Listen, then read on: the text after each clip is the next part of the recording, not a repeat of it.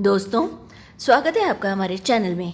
हमें आपसे अब तक वही शिकायत है, आपने अब तक इस चैनल को सब्सक्राइब नहीं किया है तो बस अब रुक जाइए, पहले कहानी सुनिए। अगर अच्छी लगे तो उसके बाद आपको तो सब्सक्राइब करना ही पड़ेगा।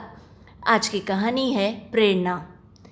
ईशा को डॉक्टर ने जब यह बताया कि पेट में ट्यूमर है तथा ऑपरेशन कराना बेहद ज़रूरी है, वरना वह कैंसर भी बन सकता है, तो पति आयुष्मान के साथ वह भी काफ़ी घबरा गई थी।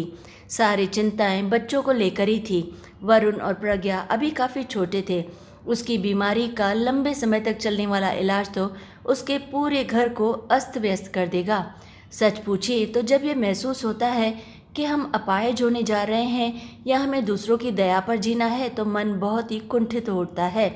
परिवार में सास, ननद, देवर, जेठ सभी थे, पर एकाकी परिवारों में सबके सामने उस जैसी ही समस्या उपस्थित थी। कौन अपना घर परिवार छोड़कर इतने दिनों तक उसके घर को संभालेगा। उसने अपने ऑपरेशन से भी अधिक निशा को अपने घर संसार की चिंता सता रही थी। यह भी अटल सत्य है कि पैर चाहे चिता में रखे हों, पर जब तक सांस है तब तक व्यक्ति सांसारिक चिंताओं से मुक्त नहीं हो पाता। आस पड़ोस के अलावा ईशा ने अखबार में भी विज्ञापन देखने शुरू कर दिए तथा आवश्यकता है एक काम वाली की नामक विज्ञापन अपना पता देते हुए प्रकाशित भी करवा दिया। विज्ञापन दिए अभी हफ्ता भी नहीं बीता था कि एक 21-22 साल की युवती घर का पता पूछते पूछते उनके यहाँ आ गई। उसने अपना परिचय देते हुए काम पर रखने की पेशकश की थी और अपने विषय में कुछ इस प्रकार बयां किया था। मेरा नाम प्रेरणा है, मैं बीए पास हूँ। 3 साल पहले मेरा विवाह हुआ था, पर पिछले साल मेरा पति एक दुर्घटना में मारा गया। संतान भी नहीं हुई है मुझे। ससुराल वालों ने मुझे मनहूस समझकर घर से निकाल दिया है। परिवार में अन्य कोई न होने के कारण मुझे अपने भाई के पास रहना पड़ रहा है, पर भाभी अब मेरी उपस्थिति सह नहीं पा रही है। वहाँ तिल तिल कर मरने की अपेक्षा मैं कहीं काम करना चाह रही हूँ। 1-2 स्कूलों में पढ़ाने के लिए अर्जी भी दी है, पर बात अब तक बनी नहीं है। अब जब तक कोई अन्य काम नहीं मिल जाता, यही काम करके देख लूँ सोचकर मैं यहाँ चली आई। भाई के घर नहीं जाना चाहती। काम के साथ रहने के लिए घर का एक कोना भी दे दे तो मैं चुपचाप यहीं पर पड़ी रहूँगी। उसकी साफ गोई ईशा को बहुत पसंद आई। उसने कुछ भी नहीं छिपाया था। रुक रुक कर खुद की सारी बातें उसने कह डाली थी। ईशा को भी ज़रूरत थी तथा देखने में भी वह काफ़ी साफ सुथरी और सलीकेदार लग रही थी। उसकी इच्छा थी कि वह इसे ही काम पर रख दे, अतः उसकी शर्तों पर ईशा ने हाँ कर दी। ईशा को जब महसूस हुआ कि अब उसके हाथों घर सौंपकर ऑपरेशन करवा सकती हूँ, तब उसने ऑपरेशन की तारीख भी ले ली। नियत तिथि पर ऑपरेशन तय हुआ और हो भी गया और सफल भी रहा। सभी नाते रिश्तेदार आए और सलाह मशवरा देकर चले गए। प्रेरणा ने सब कुछ इतनी अच्छी तरह से संभाल लिया था कि किसी को उससे ज़रा भी शिकायत नहीं थी। किसी को उसने शिकायत का मौका नहीं दिया। जाते जाते सब उसकी तारीफ ही करते गए। फिर भी कुछ ने यह कहकर नाराज़गी जताई कि ऐसे समय में भी तुमने हमें अपना नहीं समझा, बल्कि हमसे ज़्यादा एक अजनबी पर भरोसा किया। और वैसे भी आदर युक्त, प्रिय और आत्मीय संबंध तो आपसी व्यवहार पर आधारित रहते हैं, पर परिवार में सबसे बड़ी होने के नाते किसी को भी खुद के लिए कष्ट उठाते देखना ईशा के स्वभाव के बिल्कुल विपरीत था। अतः अपनी तीमारदारी के लिए किसी को भी बुलाकर परेशान करना उसे उचित नहीं लगा था। पर वे ऐसी शिकायत करेंगे, उसे आशा नहीं थी। शायद कमियां निकालना ही ऐसे लोगों की आदत होती है, उनकी फितरत में होता है। ऐसी शिकायत करने वाले यह भूल गए थे कि ऐसी स्थिति आने पर क्या वह सचमुच अपना घर छोड़कर महीने भर तक उसके घर को संभाल पाते, जबकि डॉक्टरों के मुताबिक उसे 6 महीनों तक भारी सामान उठाना तक नहीं था, क्योंकि गर्भाशय के संक्रमण होने के ज़्यादा चांस होते हैं। उससे कैंसर भी हो सकता है, इसलिए काफ़ी ध्यान बढ़ता है। इसमें कोई संदेह नहीं है। उनके व्यवहार से मन खट्टा हो गया था। प्रेरणा की उचित देखभाल ने ईशा को घर के प्रति पूरी तरह से निश्चिंत कर दिया था। वरुण और प्रज्ञा भी उससे हिल मिल गए थे। शाम को उसको पार्क में घुमाने के साथ साथ उनका होमवर्क भी वह पूरा करा दिया करती थी। जाने क्यों ईशा प्रेरणा के प्रति बेहद अपनत्व महसूस करने लगी थी। आयुष्मान के ऑफिस जाने के बाद वह साय की तरह उसके आगे पीछे घूमते रहती थी, उसकी हर आवश्यकता का पूरा पूरा ख्याल रखती। एक दिन बातों बातों में प्रेरणा बोली, दीदी, आपके पास रहकर लगता ही नहीं है कि मैं आपके यहाँ नौकरी कर रही हूँ। सास और भाई के घर में इससे ज़्यादा काम करती थी, पर फिर भी उन्हें मैं बोझ ही लगती थी। दीदी, वे मेरा दर्द क्यों नहीं समझ पाए? आखिर पति के मरने के बाद मैं जाती तो जाती कहाँ? सास तो मुझे हर वक्त इस तरह कोसती रहती थी मानो उसके बेटे की मौत का जिम्मेदार केवल मैं थी, उसके कारण केवल मैं हूँ। दुख तो इस बात का था कि एक औरत होकर भी वह औरत के दुख को क्यों नहीं समझ पाई भला। आंखों में आंसू भर आए थे उसके। रिश्तों में आती संवेदनहीनता ने प्रेरणा को तोड़कर रख दिया था। यहाँ आकर उसे सुकून मिला था, बेहद प्यारा सुकून, खुशी भी मिली थी। अतः उसकी पुरानी चंचलता वापस लौट आई थी, शरीर भी भरा भरा हो गया था। ईशा भी खुश थी। चलो, ज़रूरत के समय उसे अच्छी काम वाली के साथ साथ एक सखी भी मिल गई है। बीच बीच में प्रेरणा का भाई उसकी खोज खबर लेने ज़रूर आ जाया करता था। बहन को अपने साथ न रख पाने का उसको बेहद दुख था, पर पत्नी के तेज स्वभाव के चलते वह बेहद मजबूर था। यहाँ बहन को सुरक्षित हाथों में पाकर वह निश्चिंत हो चला था। प्रेरणा का पति जो बैंक में नौकर था, उसके फंड पर अपना हक जमाने के लिए उसके ससुराल के लोग उसे घर से बेदखल करके उस पैसों पर अपना हक जमाना चाहते थे। भाई उसे उसका हक दिलाने की पूरी पूरी कोशिश कर रहा था।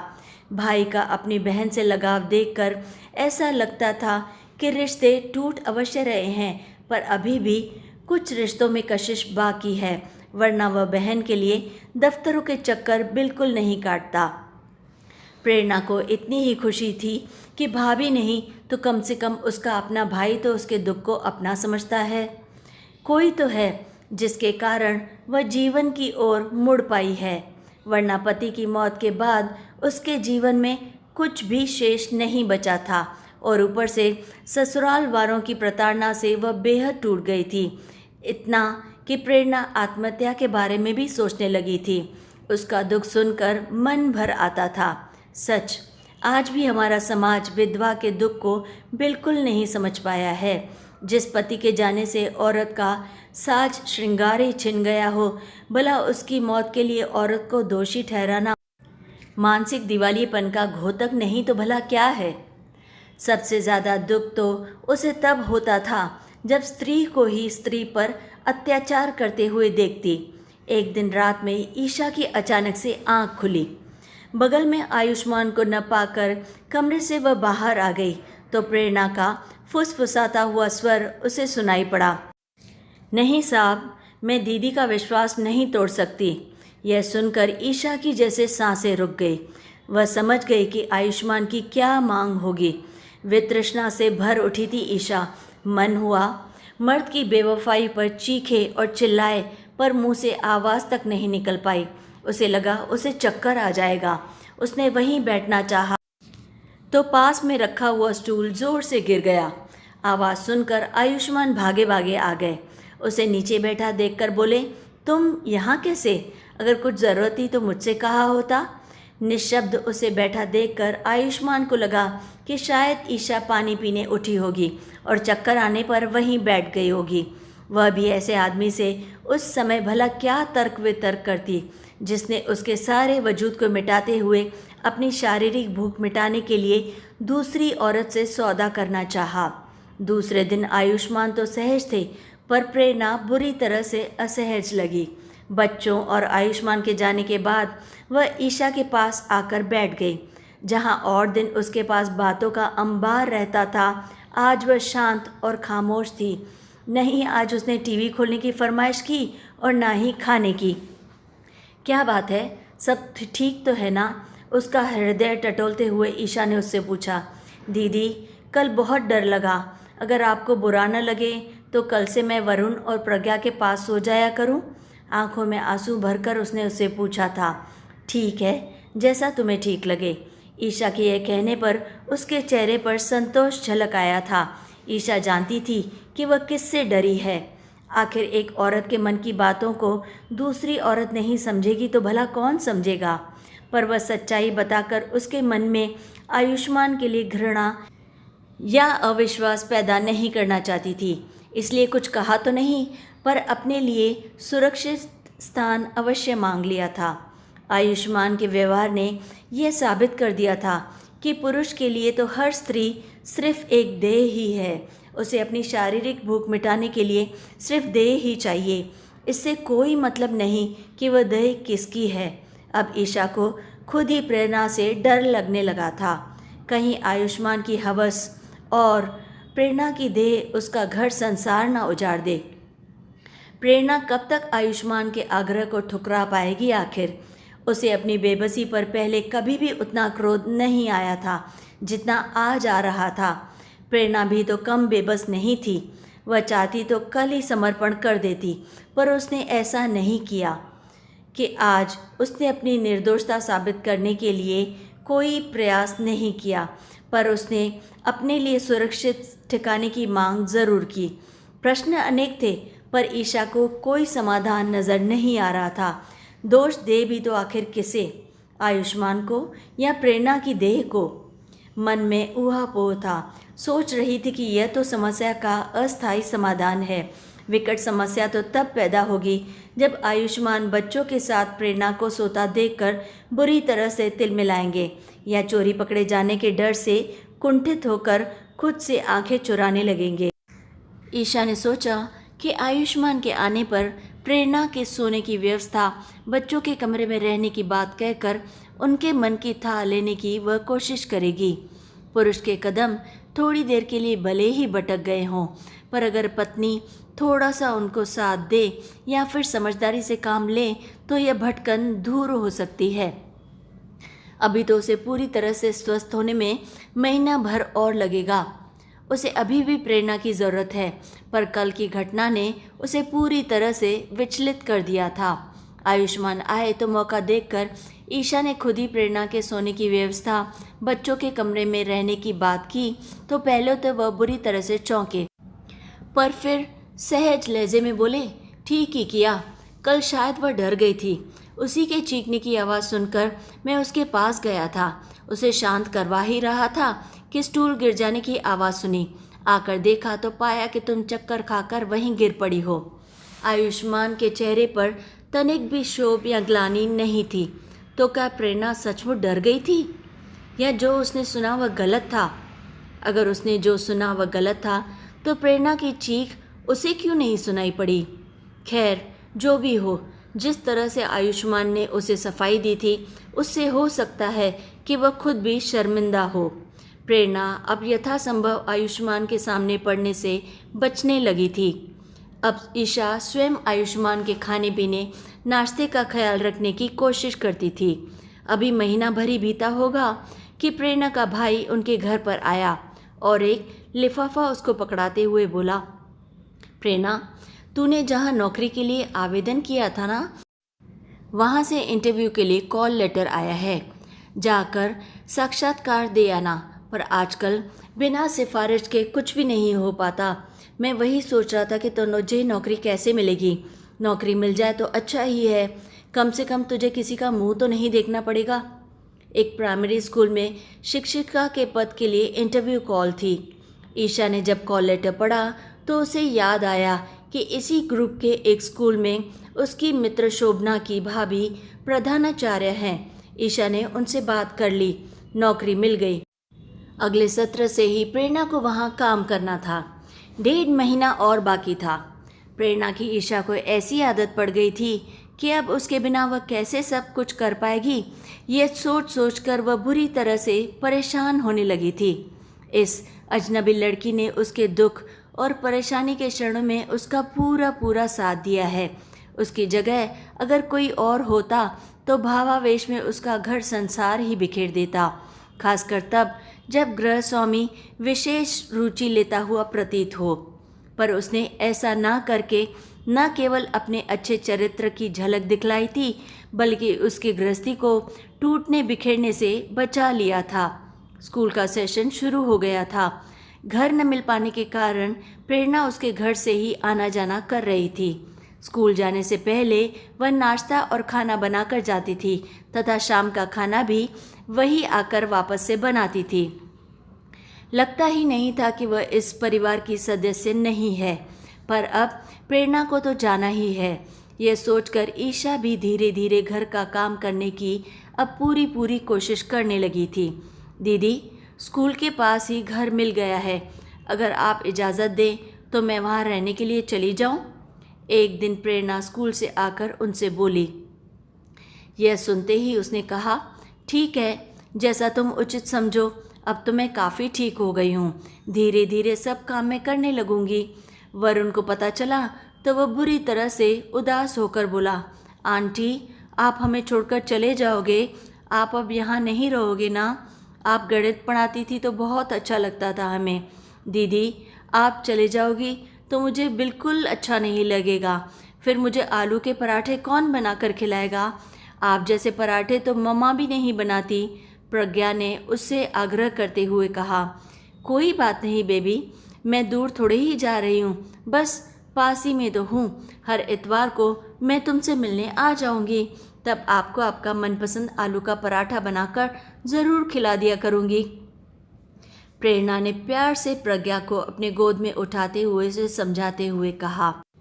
ईशा ने प्रेरणा को नौकरानी कभी नहीं समझा था, वह तो उसे नौकरानी से ज़्यादा मित्र समझा करती थी।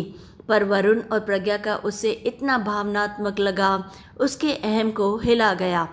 अचानक उसे लगा कि इस लड़की ने कुछ ही दिनों में उसकी जगह छीन ली है।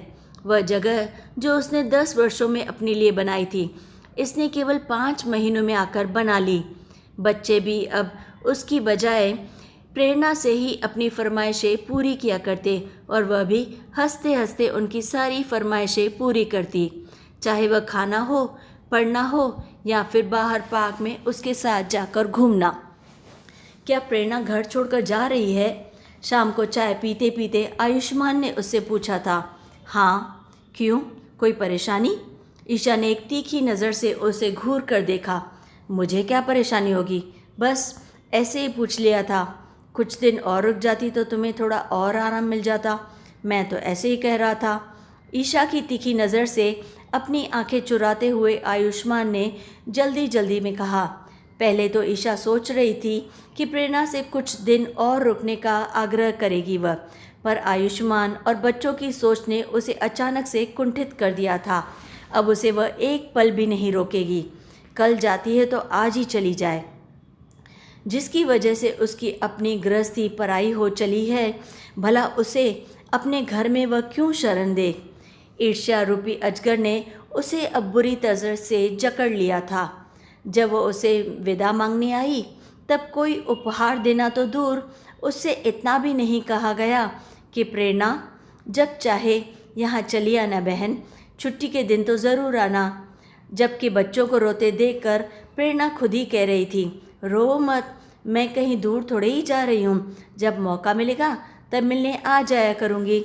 जहाँ कुछ समय पहले तक ईशा स्वयं आपसी रिश्तों में आती संवेदनहीनता के लिए दूसरों को दोषी ठहरा रही थी, वहीं आज वह स्वयं ईर्ष्या के कारण उसी जमात में शामिल हो गई थी।